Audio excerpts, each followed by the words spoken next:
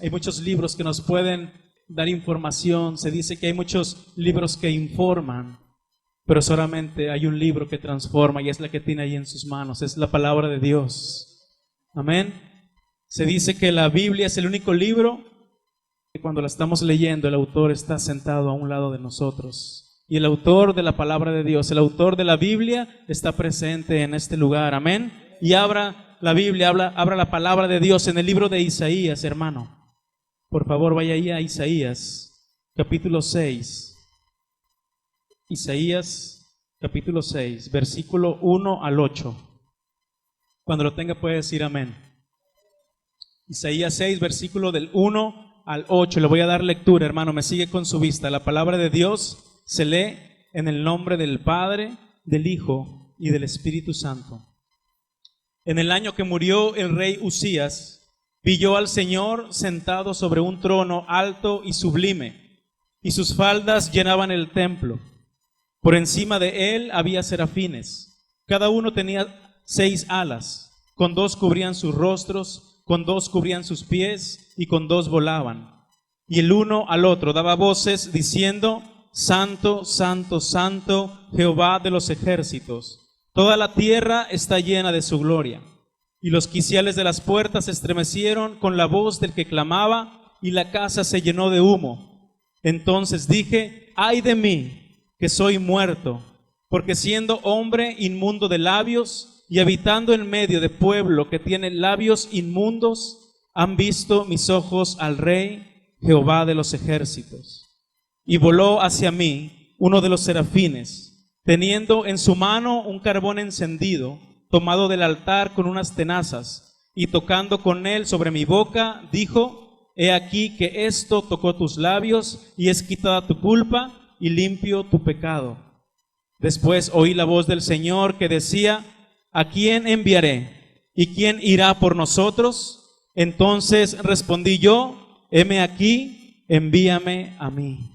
Amén. Incline su rostro, ayúdeme a hacer una oración. Padre bendito, te damos gracias en esta mañana, Señor Jesús.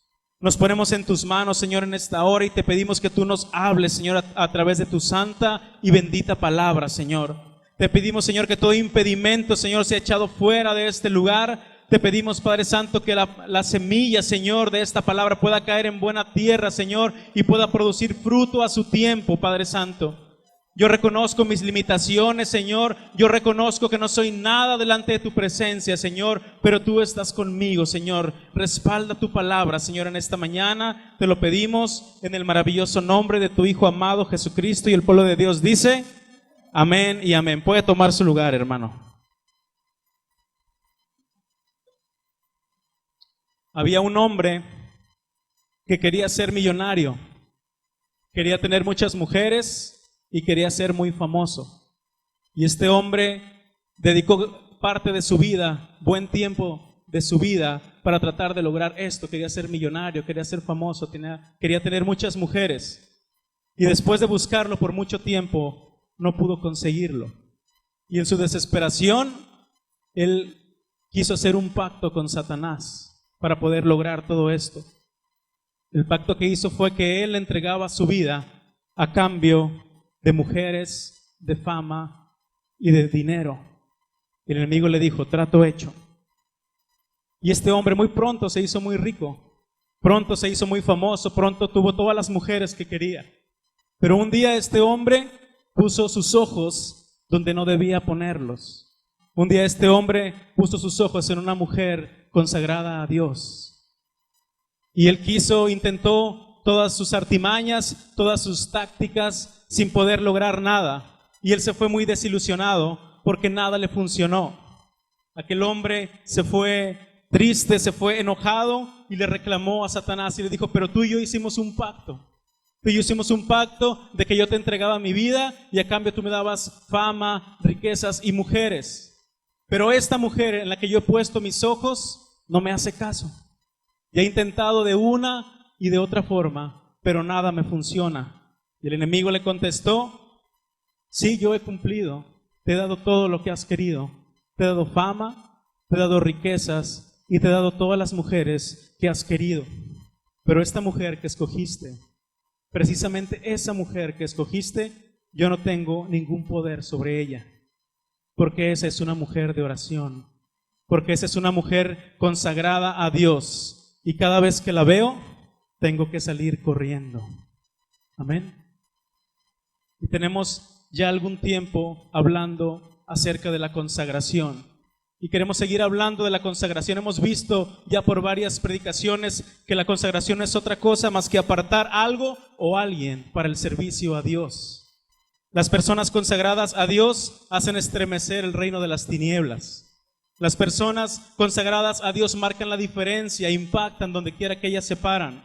Y hoy analizaremos este pasaje que leímos de la visión y el llamamiento de Isaías para aprender verdades sobre la consagración. Yo titulé este mensaje, Brasas del altar.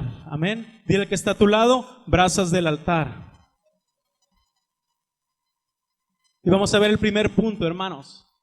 El Señor fue llevando a Isaías a través de esta visión, y quiero que desmenucemos esta visión para aprender lo más que podamos acerca de la consagración. El primer punto se llama entendiendo la santidad de Dios. Entendiendo la santidad de Dios. Isaías necesitaba primeramente tener una idea clara, una noción clara de la santidad de Dios. Toda persona que quiera consagrarse a Dios, que quiera servir a Dios, primero debe tener una idea clara de su santidad. Debe tener una idea clara de quién es Dios, de qué es Dios, de todo lo que representa el Señor, porque muchas veces, hermano, se nos olvida al Dios al cual estamos sirviendo. Se nos olvida las cualidades, los atributos, y se nos hace fácil venir y entregar las migajas al Señor. Se nos hace fácil venir y entregar nuestras obras, lo que ya no necesitamos quizá, y nos olvidamos de los atributos que tiene Dios al cual servimos. Queremos venir y entregar lo último, las migajas, escudándonos en que tenemos un Dios amoroso y bueno. Y es verdad, tenemos un Dios amoroso y bueno, pero se nos olvida que también el Señor es fuego consumidor, dice su palabra.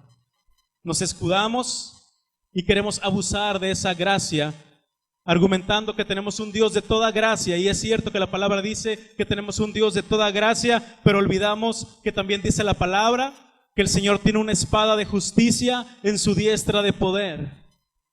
Y esta parte normalmente no la queremos, no la tomamos en cuenta. Decimos, tenemos un Dios bueno, un Dios amoroso, un Dios de gracia, pero también el Señor es justicia, también el Señor es fuego consumidor, también el Señor tiene poder para hacer y deshacer. Y se nos olvida esa parte, y este caso era el mismo caso de Isaías. Isaías ya servía al Señor. Isaías, antes de tener esta visión que acabamos de leer y que usted ha leído, me imagino muchas veces ya, Isaías ya servía a Dios, pero él no tenía todavía una noción, una idea clara de la santidad del Dios al que estaba sirviendo. Dios tenía un llamado y una misión grande para Isaías, pero antes tenía que trabajar en varias cosas con su vida. Dile al que está a tu lado, el Señor quiere trabajar en varias cosas con tu vida. Sin miedo, dígaselo, aunque se le quede viendo feo. ¿Y qué pasó? Dios le empezó a mostrar algunos atributos propios del Señor. Y vamos a analizar, le mostró primero la soberanía, le mostró primero que Dios es un Dios soberano. ¿Por qué? Porque dijo Isaías, vi yo al Señor sentado sobre un trono alto y sublime. Dios le estaba mostrando que era un Dios soberano. La soberanía de Dios es que Él hace su voluntad en el cielo, en la tierra y en todo lugar. Él es Dios donde quiera. Es absolutamente independiente. Nadie puede influir en Dios. Nadie puede persuadirlo para que haga esto o aquello. Nadie puede obstaculizarlo para que no haga ciertas cosas. Dios es un Dios soberano. Él hace lo que quiere, cuando quiere, donde quiere y con quien quiere. En palabras más sencillas, eso es la soberanía de Dios. No hay nada que pueda evitar que Dios haga su voluntad. Quizá tú has pensado que los propósitos de Dios no se van a cumplir en tu vida, pero Dios va a hacer su voluntad en tu vida. Dios te ha llamado, Dios te ha escogido, y el plan perfecto que tiene para ti lo va a llevar a cabo, porque Dios es un Dios soberano. Él va a terminar la obra que ha empezado en ti y en mí. ¿Cuántos lo creen? Después le mostró a Isaías que Dios es un Dios omnisciente. Porque Dios conocía todo lo que estaba aconteciendo en aquella visión. La omnisciencia de Dios se refiere a que Él conoce todo. Conoce todo lo posible, todo lo real, todos los acontecimientos presentes, pasados y futuros. Él conoce todos los seres creados, presentes, pasados y futuros. Al Señor no se le escapa nada. Un autor llamado A.W. Tozer escribió sobre la omnisciencia de Dios esto: porque Dios sabe todas las cosas perfectamente. No conoce ninguna cosa mejor que otra, sino todas las cosas igual de bien. Él nunca descubre nada, nunca se sorprende, nunca se asombra, nunca se queda perplejo por nada, no busca información ni hace preguntas. Esa es la omnisciencia de Dios. Dios conoce absolutamente todos. Recuerda cuando Jesús trató de explicarles la omnisciencia de Dios a sus discípulos y quienes lo estaban escuchando, utilizando un ejemplo muy sencillo, o que puede parecer muy sencillo para nosotros, y les dijo: Dios conoce el número exacto de cabellos que hay sobre nuestra cabeza. ¿Es un ejemplo sencillo, sí o no? Pero hasta en lo más sencillo, si tenemos un Dios que se preocupa por saber el número de los cabellos que usted tiene en su cabeza, ¿por qué más no se preocupará el Señor? Hasta los mínimos detalles, el Señor los conoce. Él conoce absolutamente todo. Por eso resulta absurdo querer venir a mentirle a Dios cuando venimos ante su presencia, sabiendo que Él conoce todo, hermanos. Solamente nos engañamos, ¿a quién? A nosotros mismos. Después Dios le mostró otro atributo a Isaías en medio de esta visión. Le mostró que Él es omnipresente, porque decía: toda la tierra está llena de su gloria. Y la omnipresencia, hermanos, es ese atributo que le permite estar presente en todos los lugares y en todos los momentos al mismo tiempo.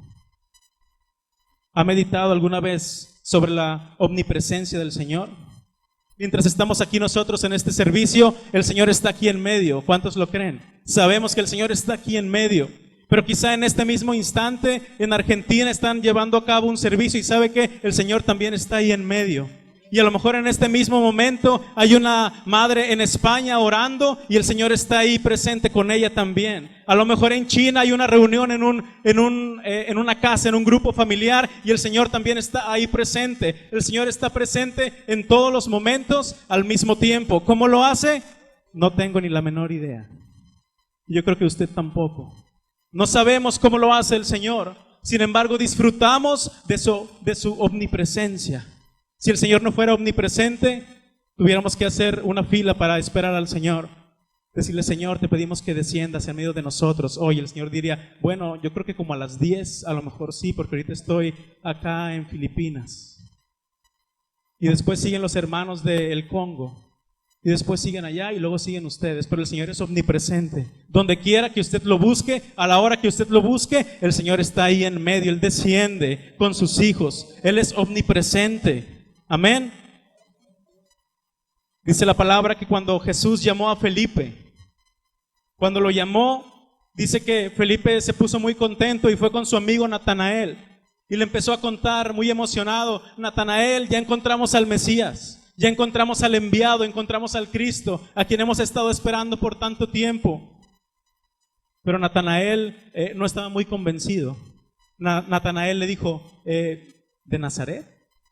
¿De Nazaret puede salir algo bueno? Y le dijo Felipe: bueno, ven y ve.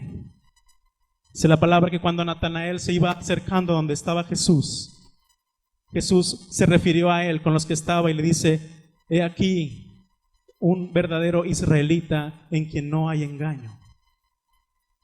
Se refirió eso sobre Natanael.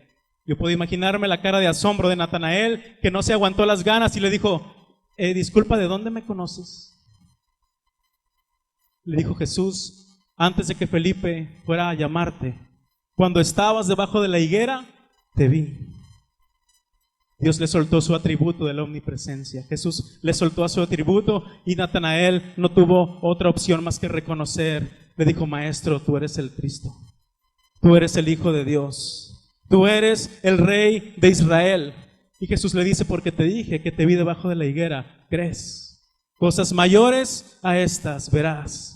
Y de cierto te digo que de aquí en adelante verás los cielos abiertos y a los ángeles del cielo que suben y bajan sobre el Hijo del Hombre. Dios impactó la vida de Natanael utilizando el atributo de la omnipresencia. ¿Con qué nos ha impactado el Señor a nosotros? ¿Cuál es el atributo que nos ha impactado? A lo mejor el amor, quizá la fidelidad, quizá la omnisciencia, su poder, su majestad. Y por último, el Señor le muestra su atributo por excelencia. Le mostró que es un Dios santo. ¿Por qué? Porque los serafines en esta visión decían: santo, santo, santo. Y la santidad no es cualquier cosa, hermanos. La santidad de Dios es su atributo por excelencia, es su mayor atributo. Dios es santo y es el más difícil de explicar. Es difícil que podamos explicar la santidad de Dios. La santidad de Dios revela la gran distancia que existe entre Él y nosotros. Dios es todo lo que nosotros no somos, ni cercanamente. Es lo que nos distancia de Él, es lo que nos separa de Él, su santidad. Cuando Moisés, usted recuerda cuando Moisés vio la zarza ardiendo en aquel monte y escuchó la voz que lo llamaba y vio una zarza que no se consumía y comenzó a hacer preguntas ante aquella zarza. Pero Moisés recibió dos cosas, Dios le dijo dos cosas en aquel día. Primero le dijo Dios: no te acerques. Y después le dijo: quítate las sandalias, porque el lugar donde estás parado es tierra santa. Dos advertencias delante de Dios, dos advertencias para lidiar, para tratar, para acercarse medianamente a la santidad de Dios. Dios le dijo: para empezar, no te acerques, no te acerques, porque yo soy santo. Y por favor, quítate las sandalias, porque el lugar donde estás parado es tierra santa. Dios le dijo esto a Moisés. No es que el monte donde estuvieran fuera un monte especial. Esa tierra fue santa porque había llegado el Santo de Israel a ese lugar. Y es el mismo caso de nosotros, hermanos. Tú y yo no tenemos nada especial. Y aquel que se sienta especial, aproveche para decirle: tú y yo no somos especiales. Dígale al que está a su lado. Dígale: tú y yo no somos especiales. No tenemos nada especial. Si algo somos, lo mucho o lo poco que hayamos logrado para el Señor, es porque el Santo de Israel llegó a nuestra vida, y a Él sea la gloria y la honra para siempre. El Señor es quien hace todas las cosas en nuestra vida. Y quiero explicarte, hermanos, en la Biblia, en la palabra de Dios, solamente existen dos escenas de este tipo, dos escenas de adoración celestial. Una es la que acabamos de leer en Isaías, en la visión de Isaías, y la otra está en el libro de Apocalipsis, y quiero que me acompañe ahí. Ambas son muy parecidas, ambas visiones son muy parecidas. Apocalipsis capítulo 4. Y queremos aprender muchas cosas de estas visiones. Apocalipsis capítulo 4, versículo 8 al 11.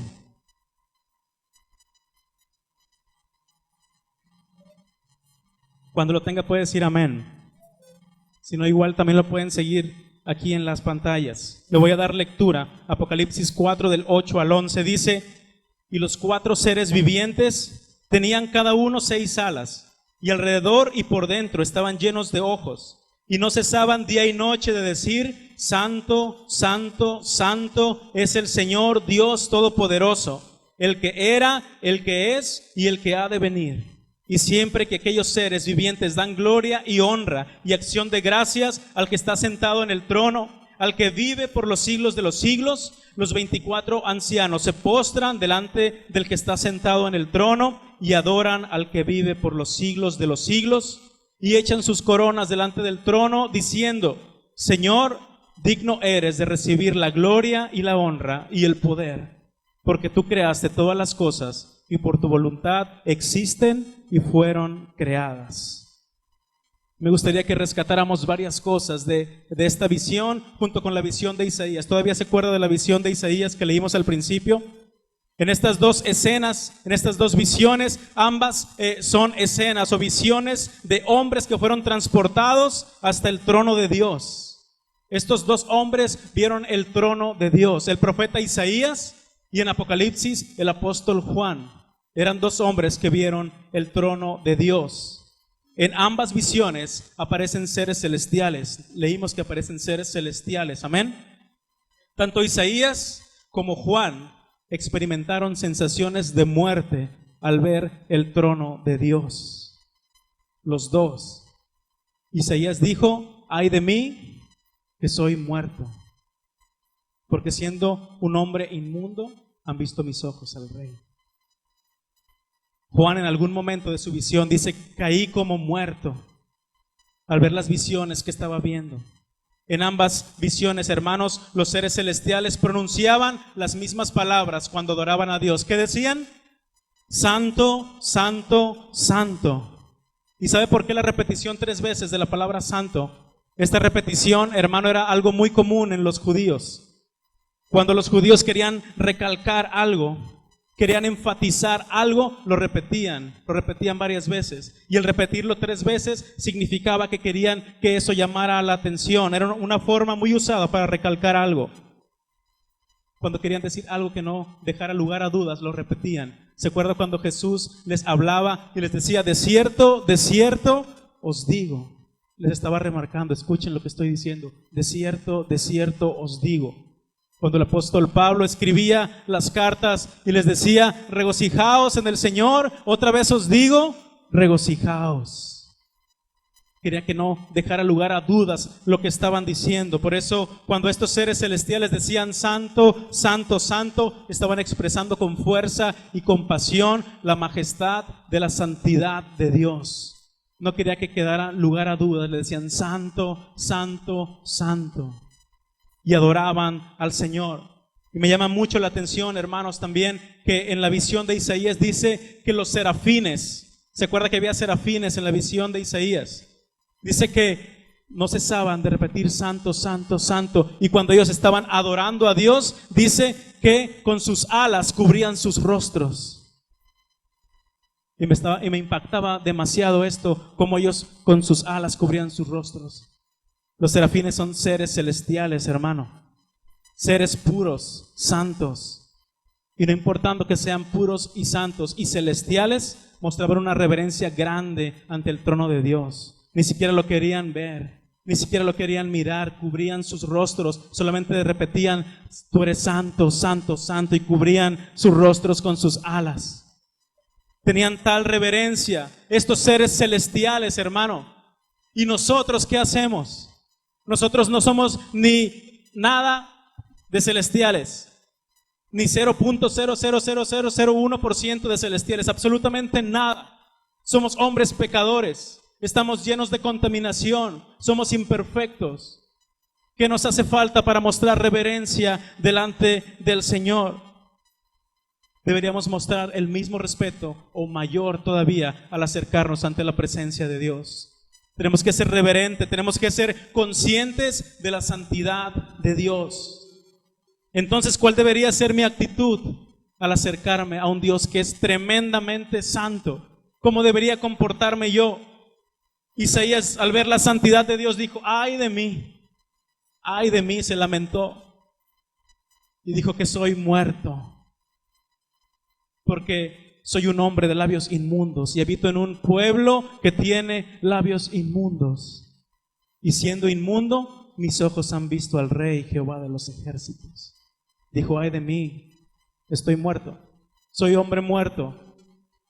Moisés, al estar parado frente a la santidad de Dios en aquella zarza, recibió una advertencia: no te acerques. Yo puedo imaginarme que quizá Moisés iba de curioso a aquella zarza, así como a ver qué era, y el Señor le dijo: no te acerques aquí, no vengas aquí, porque tú no entiendes mi santidad. No quiero que te hagas daño, no quiero que caigas muerto por acercarte a mi santidad, a la majestuosa santidad de Dios. Pedro, cuando vio a Jesús, después de la pesca milagrosa, que Jesús le dijo que echara otra vez sus redes, y no había pescado nada, y empezó a sacar y a sacar y a sacar, se dio cuenta del hombre con quien estaba hablando, y que le dijo: aléjate de mí, Señor, porque soy un hombre pecador. Pedro reconoció la santidad de Jesús. Pedro reconoció. Entonces ¿Por qué nosotros muchas veces tomamos con ligereza la santidad de Dios? Porque no tenemos conciencia, una conciencia clara de lo que implica venir y presentarnos delante de la presencia de Dios. ¿Usted cree que si aquí en el santuario, aquí al frente, viéramos una zarza ardiendo, viéramos esa enorme zarza que no se consume y escucháramos la voz de Dios saliendo de aquella zarza, volveríamos a llegar tarde? ¿Usted cree que si el Señor nos permitiera ver lo que vio Isaías, ver un trono donde dice que había carbones encendidos, había fuego, había serafines volando y el Señor hablaba a través de esa visión, pudiéramos pegar un chicle debajo de la silla? Quizá parecen ejemplos simples, a lo mejor hasta de risa, pero piénselo un poquito. Si el Señor nos permitiera ver eso, pudiéramos hacerlo.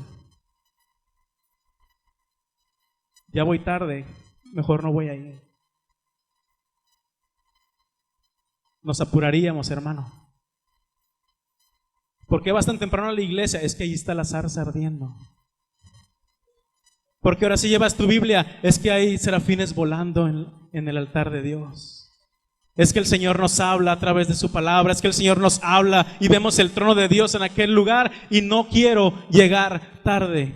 Porque ahí está la zarza, porque ahí está Dios, porque ahí está el trono de Dios, porque ahí hay serafines volando con carbones encendidos, con fuego en el altar. Nos hace falta ver eso para reconocer la majestuosa santidad de Dios. Quizá aquí no hay una zarza ardiendo, no la podemos ver. Ni escuchamos audiblemente la voz del Señor saliendo de aquella zarza. Quizá no podemos ver el trono de Dios con nuestros ojos físicos. Quizá aquí no hay serafines volando con carbones encendidos, pero el mismo que le hablaba a Moisés a través de la zarza, el mismo que estaba sentado en el trono que vio Isaías, es el mismo que está presente en este lugar, hermanos. Debemos tener conciencia de la santidad de Dios. Y esto nos lleva a pensar que todo aquel que anhele servirle tiene que ser santo, tiene que santificarse. La santidad de Dios, dijimos, es su atributo por excelencia. Dios ante todo es santo. Ante todo es santo. Hoy nosotros venimos vestidos, a lo mejor con una camisa, con una blusa, con un pantalón, con una falda. Pero ¿sabe cuál es la vestimenta de Dios? Dice la palabra que Él se viste de santidad. Esas son sus ropas. Esa es su vestimenta. El Señor se viste de santidad. Amén. El segundo punto se llama reconociendo nuestra condición. Y vamos a seguir tomando como base la visión de Isaías. Isaías reconoció su condición pecaminosa. Una vez que él tuvo conciencia de la santidad de Dios, esto lo llevó a reconocer su condición de pecado. Un encuentro con Dios nos revela nuestra situación. Un encuentro con Dios le dice, tú estás mal en esto. Tú estás mal en aquello. Todavía te falta aquí, todavía te falta allá. Todos los grandes hombres de Dios eran hombres imperfectos.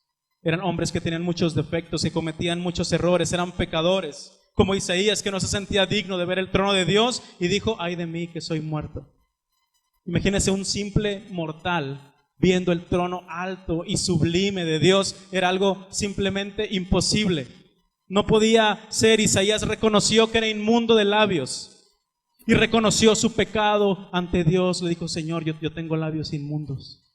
Él reconoció, no le quedó de otra. Imagínense estar presente frente a la santidad de Dios. Reconoció su pecado ante Dios. ¿Y sabe por qué hay tanta gente que no puede servir a Dios y que el Señor no los ha limpiado de su pecado? Porque no lo reconocemos, porque no somos sinceros con el Señor, porque no somos honestos con Él. Isaías dijo, yo tengo labios inmundos. Vio la santidad y dijo, Señor, yo tengo labios inmundos. Él reconoció su pecado. ¿Se acuerda cuando el joven rico se acercó a Jesús en aquel día tratando de justificarse? Quizá para que Jesús lo alabara, viendo todo lo que él había hecho, que había guardado los mandamientos desde niño. Pero Jesús conocía el corazón de aquel muchacho. Dijo, nomás te falta una cosa, nada más una. Y yo creo que el joven, cuando le dijo esto a Jesús, dijo, ya sé para dónde va. ¿Qué pasaría si nosotros nos dijera el Señor, sí, hermano Santiago, muy bien, nada más le falta una cosa? Hermano Roberto, nada más una cosa. Hermana Norma, nada más le falta una cosa. Y yo creo que ni siquiera necesitaría el Señor decirnos cuál cosa. ¿Qué es aquello que nos falta? Ojalá que sea una y no sean muchas. ¿Qué es aquello que nos está obstruyendo para poder servir con libertad al Señor? Dice que cuando Jesús le reveló a aquel muchacho lo que había en su corazón, dice que agachó su cabeza y se fue triste, porque él tenía amor por el dinero, porque él tenía codicia en su corazón, y fue más fuerte ese pecado que el amor por Jesús. No quiso seguirlo, prefirió regresarse a seguir en su vida de pecado. Job, después de las tribulaciones y de todo lo que le estaba pasando, dijo, de oídas te había oído. Antes yo decía que te conocía, pero ahora mis ojos te ven. Y después dijo, por tanto me aborrezco y me arrepiento en polvo y ceniza. Job se arrepintió. ¿Y cómo era Job? Como dice la palabra que era Job. Era un hombre justo, era un hombre recto, un hombre temeroso de Dios, un hombre apartado del mal. Tenía tantas cualidades, y como un hombre de esta manera dice, me aborrezco y me arrepiento. Nosotros seremos hombres rectos, justos, temerosos de Dios y apartados del mal. Entonces, ¿por qué hay tanto orgullo en nuestro corazón? Y lo digo primeramente para mí, hermano. Usted cree quizá que estoy hablando fuerte, pero todo esto primeramente es para mí. El Señor ya me lo dijo cuando estaba haciendo esta palabra. Y es algo que pega en el corazón, porque hay tanto orgullo en el corazón. Job era justo y se arrepintió. Nosotros somos injustos, yo no me voy a arrepentir. Que me pida perdón él, que me pida perdón ella. Porque es algo que nos separa de la presencia de Dios. ¿Cuál es el pecado en mi vida que necesita ser quemado con fuego del altar de Dios? ¿Cuál será el pecado en mi vida? Que le digamos, Señor, necesito que lo quemes. Necesito que quemes este pecado con fuego, con brasas de tu altar, con carbones encendidos de tu altar. ¿Sabe qué, hermano? A veces tenemos miedo de ser sinceros con Dios, y lo digo por mí. A veces tenemos miedo de reconocer ante el Señor nuestro pecado. Muchas veces no queremos ser sinceros con Dios. No nos atrevemos a decirle, Señor, amo tanto esta cosa, pero necesito que me la quites. ¿A poco no es difícil esto? A lo mejor alguien tiene una novia que pues no es creyente y la ama tanto, y siempre ora y ora por todo menos porque Dios le quite a su novia. Alguien tiene un trabajo que lo está obstaculizando para servir en la obra de Dios, y ora por todo menos por el trabajo que le está quitando el tiempo, porque nos da miedo que el Señor diga, trato hecho. Nomás estaba esperando que me dijeras. Señor, quítame la novia. Qué difícil. Señor, quítame el trabajo. Qué difícil. Nada más te falta una cosa, le dijo Jesús al joven rico. Nada más te falta una cosa. ¿Qué será esa cosa que nos falta ser quemada con fuego del altar? Dile al que está a tu lado, nada más te falta una cosa.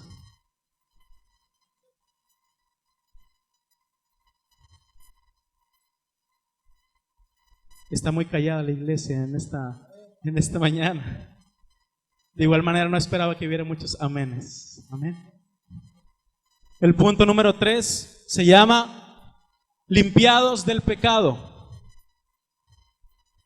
Isaías fue limpio de su pecado. Cuando Isaías confesó su culpa y sus pecados, Dios actuó inmediatamente.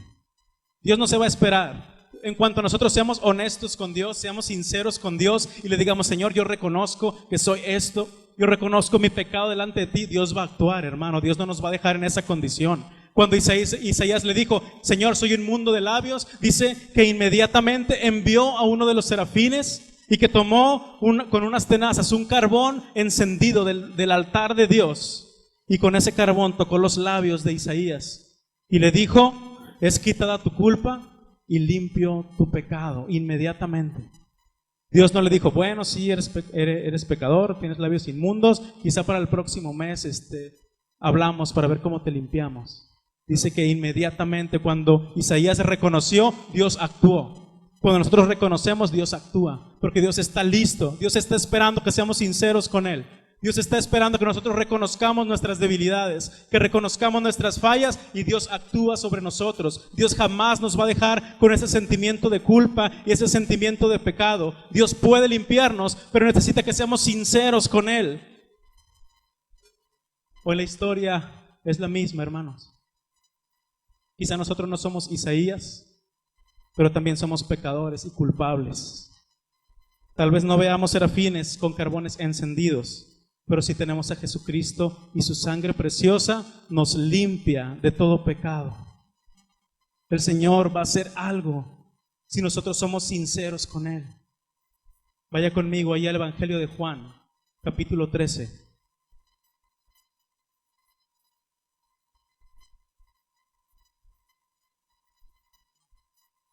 Juan capítulo 13, versículo 4 al 9.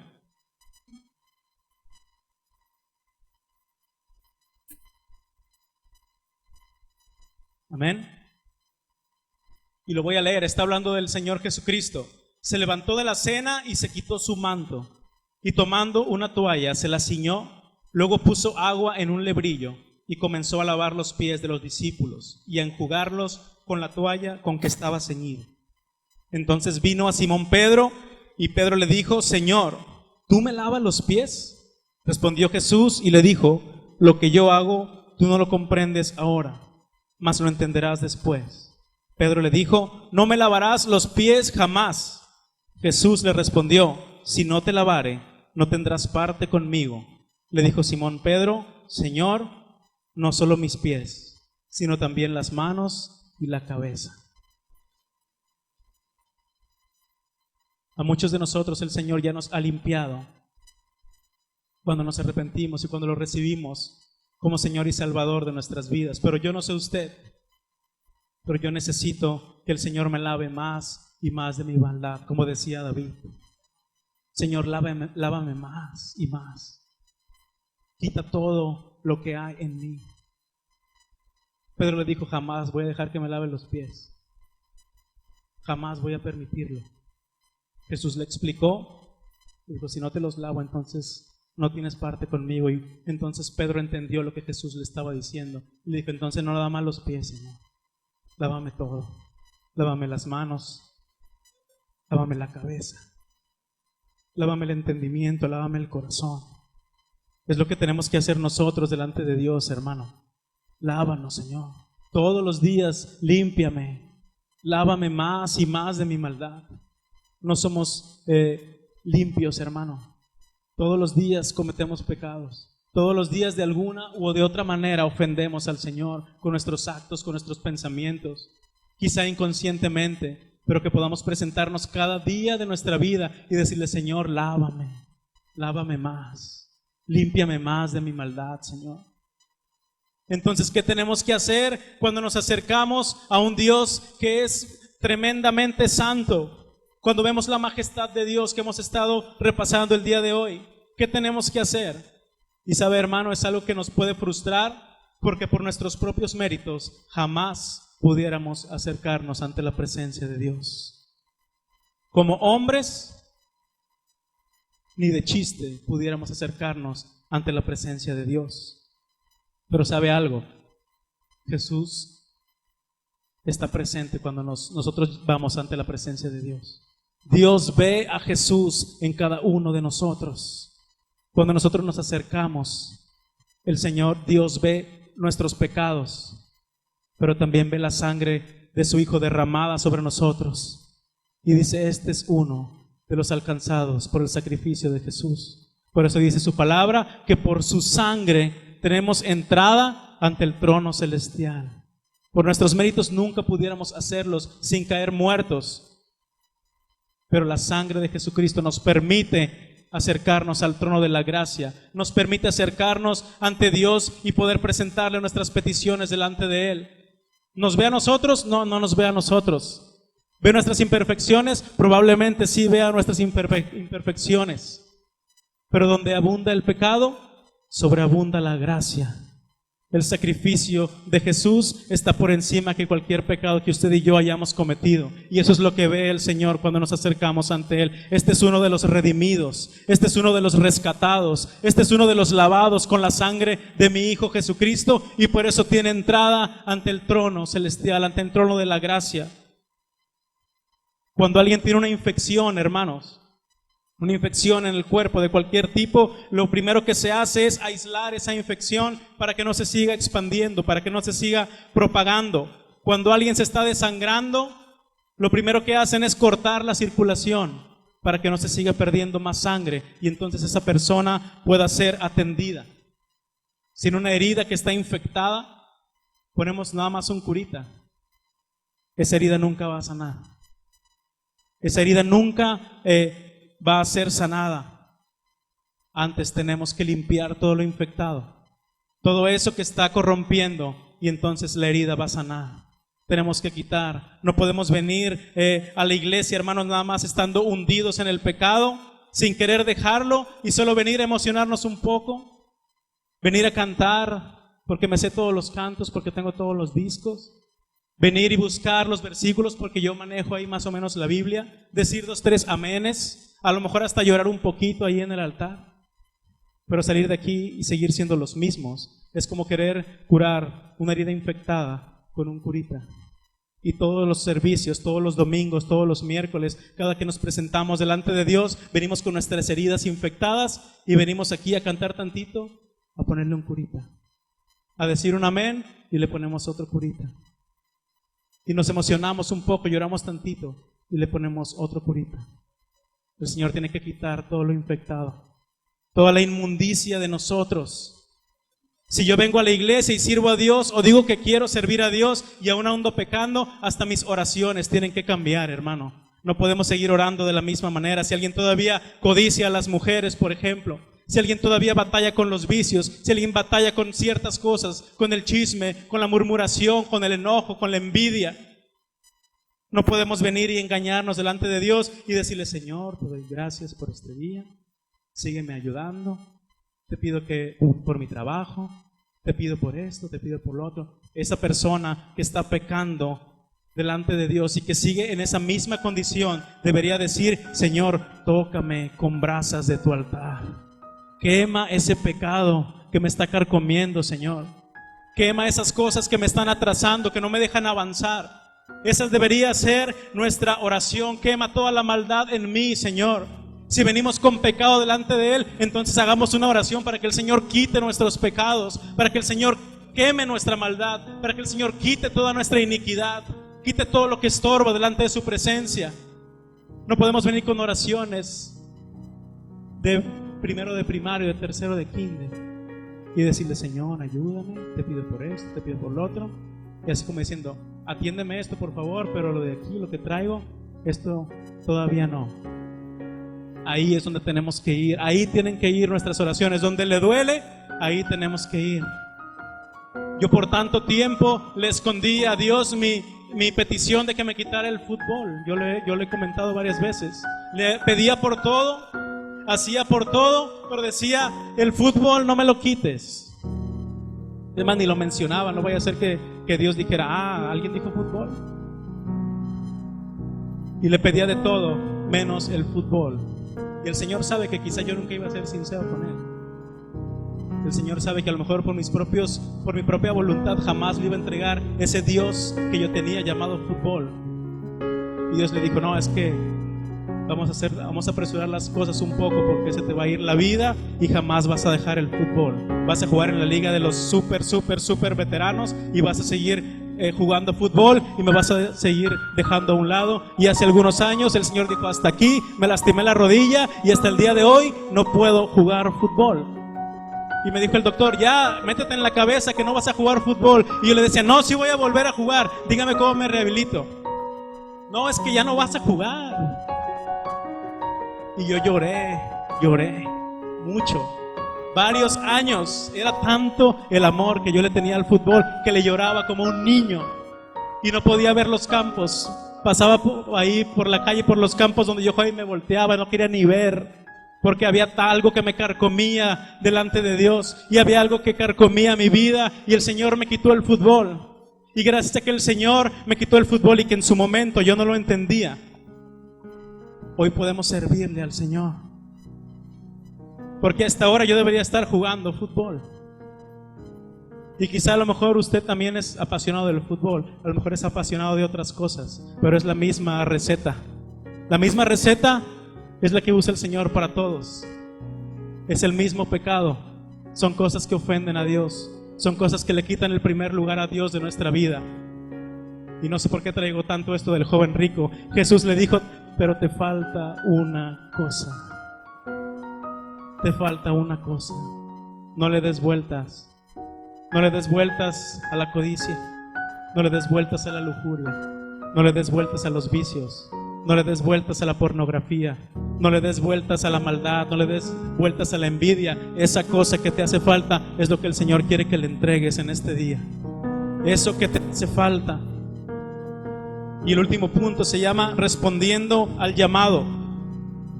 Isaías respondió al llamado de Dios.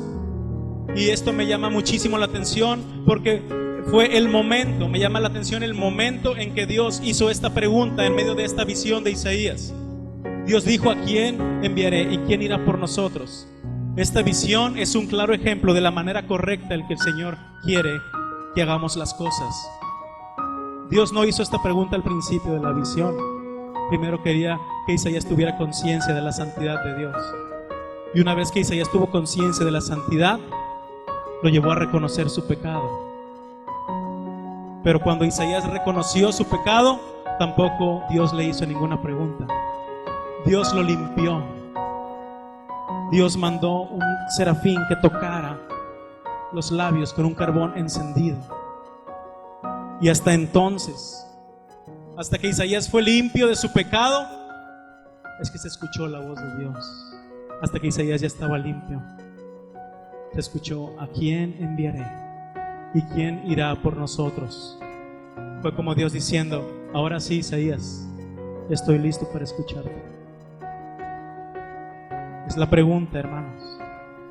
Vemos cómo en poco tiempo en esta visión Isaías pasó de decir, ay de mí que soy hombre muerto, a decir, heme aquí, envíame a mí. Era el mismo hombre. ¿Cuál era la diferencia? Que el Señor ya lo había limpiado de sus pecados. Primero decía, soy hombre muerto, y después dijo, heme aquí, envíame a mí. Muchas veces, hermanos, no podemos decirle al Señor, heme aquí, envíame a mí, porque pensamos que somos hombres muertos. Por eso no podemos responderle al Señor, porque nos sentimos culpables, porque nos hemos creído la mentira de Satanás de que todavía somos culpables del pecado, cuando Cristo ya quitó nuestra culpa y limpió nuestro pecado. Y yo quiero que se ponga de pie en esta mañana.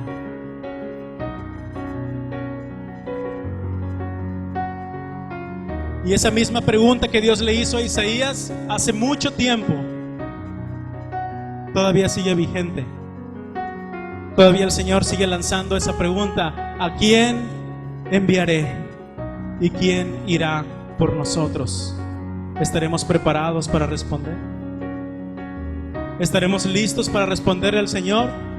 ¿O nos hace falta una cosa, o dos, o tres? Jesús sabía que sus discípulos, hermanos, necesitaban preparación antes de anunciar el Evangelio. Por eso no los dejó ir hasta que recibieran el Espíritu Santo. No los dejó que salieran. Si Jesús, el Hijo de Dios, hizo esto con ellos, entonces ¿por qué nosotros predicamos sin la presencia del Espíritu Santo?